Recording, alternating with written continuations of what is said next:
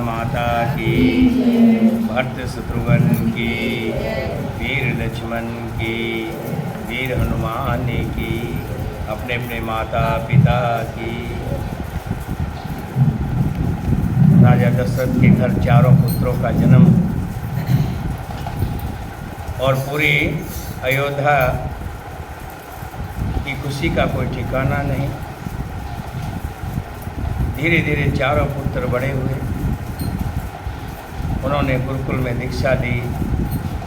उसके बाद एक दिन राजा दशरथ के मन में विचार आया कि क्यों ना ज्येष्ठ पुत्र श्री राम जी के विवाह की तैयारी की जाए, विवाह के बारे में सोचा जाए। अभी वो इस पर विचार कर रहे थे, तभी मंत्री ने आकर के कहा, हे राजन, विश्वामित्र जी पधारे हैं।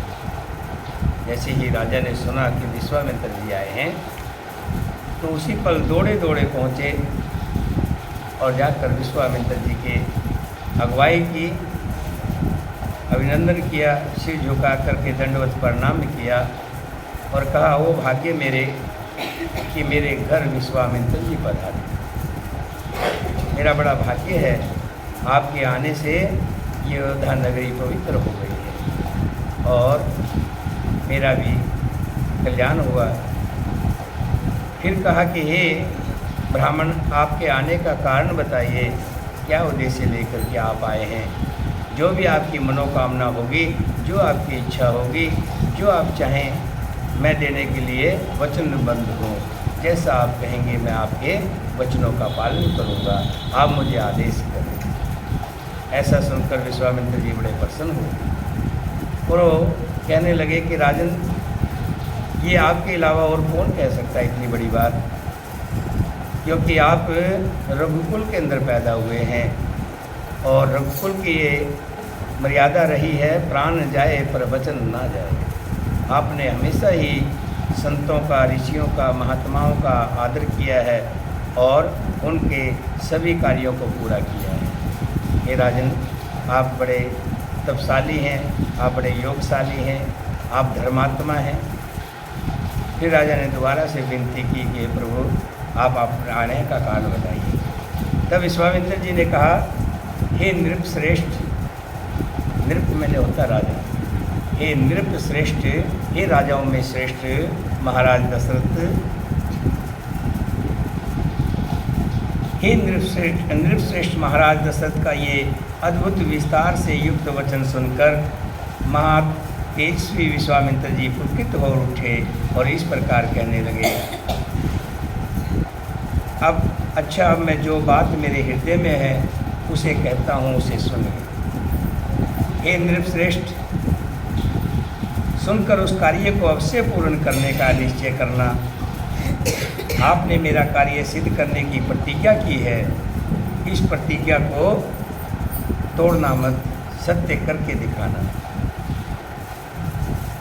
पुरुष प्रवर, मैं सिद्धि के लिए एक नियम का अनुष्ठान करता हूँ। विश्वामित्र जी कह रहे हैं कि मैं अपनी सिद्धि के लिए एक यज्ञ का अनुष्ठान करता हूँ। उसमें इच्छानुसार रूप धारण करने वाले 2 राक्षस आकर के विघ्न डालते हैं। मेरे इस नियम का अधिकांश कार्य पूर्ण हो चुका है। यज्ञ मेरा पूर्ण होने वाला है, बहुत दिनों से सिद्धि चल रही है। अब उसकी समाप्ति के समय में ये 2 राक्षस आ गए हैं जो उसको पूर्ण नहीं होने दे रहे।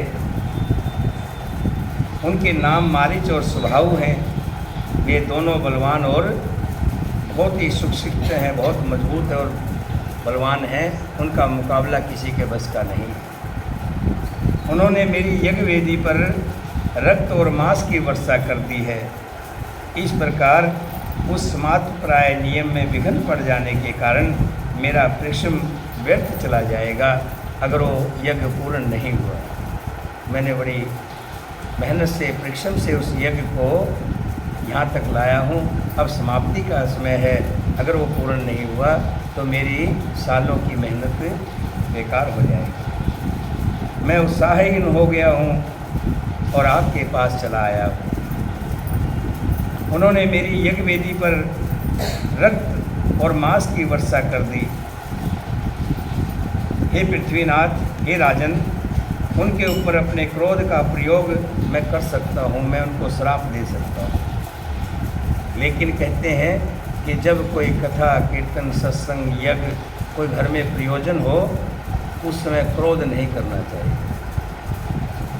जब भी कोई भी प्रयोजन घर में रखा हो, शादी है, विवाह है, कोई भी यज्ञ कर रखा है, कोई कथा बिठा रखी है, कोई भी कार्य अगर आपने शुरू कर दिया है, शुरू करने के और उसको पूरा होने तक क्रोध को नहीं लाना है, क्योंकि ये नियम ही ऐसा है। इसको आरंभ कर देने पर किसी को श्राप नहीं दिया जाता। जब तक ये पूर्ण नहीं हो जाएगा, इसकी आखिरी आहुति में नहीं ले लूँगा, तब तक मैं श्राप भी नहीं दे सकता। नहीं तो राजन, आपके पास आने की मुझे जरूरत नहीं पड़ती। मैं ही अपने तप से उसको भस्म कर सकता था, श्राप से भस्म कर सकता था। अतः नृपश्रेष्ठ, आप मेरी इच्छा को पूरी करें और मेरे इस यज्ञ को पूर्ण करें। इतना सुनते ही राजा दशरथ कहने लगे, हे ब्राह्मण, आप निराश मत होइए, आपके यज्ञ की पूर्ण रक्षा की जाएगी। मैं अपनी चतुर्णी सेना को भेजूंगा और चतुर्णी सेना आपके पूरे यज्ञ की रक्षा करेगी, किसी तरह का विघ्न नहीं पड़ेगा। यहाँ तक हुआ, मैं भी उस सेना के साथ रहूँगा और जब तक आपका यज्ञ पूरा नहीं होगा तब तक मैं वहीं रहूँगा। विश्वामित्र जी कहने लगे कि हे राजन, मैं जिसे मांगने आया हूँ वो श्री राम है। श्री राम के बिना इन राक्षसों को कोई संहार नहीं कर सकता। इसलिए मेरा आपसे विनती है कि श्री राम जी को मुझे दे दीजिए, क्योंकि श्री राम जी ही इन राक्षसों का वध करने में समर्थ हैं। इन रघुनंदन के सिवा दूसरा कोई पुरुष उन राक्षसों को मारने का साहस नहीं कर सकता। हे नृपश्रेष्ठ, हे राजन, अपने बल का घमंड रखने वाले वे दोनों पापी निशाचर काल पास की अधीन हो गए हैं। अतः महात्मा श्री राम के सामने वो नहीं टिक पाएंगे।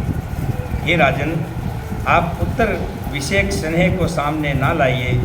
ये मत सोचना कि आपके पुत्र हैं और पुत्र मोह के कारण उन्हें कमज़ोर मत समझिए।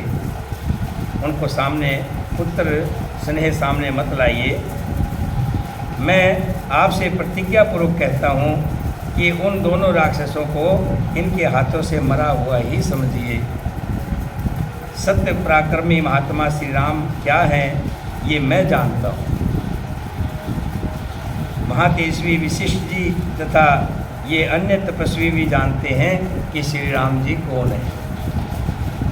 हे राजेंद्र, यदि आप इस भूमंडल में धर्म, लाभ और उत्तम यश को शिथिल रखना चाहते हो तो श्री राम जी को मुझे दे दीजिए।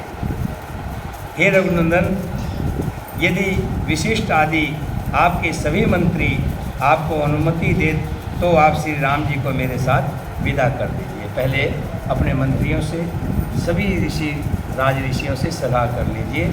जब सब जाने के लिए कहें तभी मुझे श्री राम जी को मेरे को दे दीजिए। रघुनंदन, आप ऐसा कीजिए जिससे मेरे यज्ञ का समय व्यतीत ना हो, आपका कल्याण हो। जितना जल्दी हो श्री राम जी को मेरे साथ भेज दीजिए।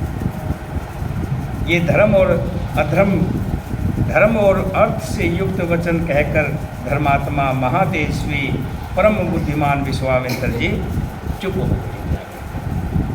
विश्वामित्र का ये शुभ वचन सुनकर महाराज दशरथ को पुत्र वियोग की आशंका से महान दुख हुआ। वचन तो अच्छा है, तभी तो कहते महात्मा आते हैं ना, एक वचन मांगते हैं कि आने का उद्देश्य होते हैं। अब यहाँ राजा दुविधा में पड़ गए।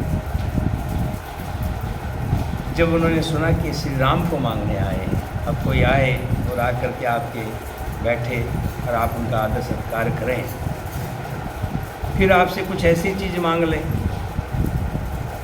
जो आपको सबसे प्यारी हो।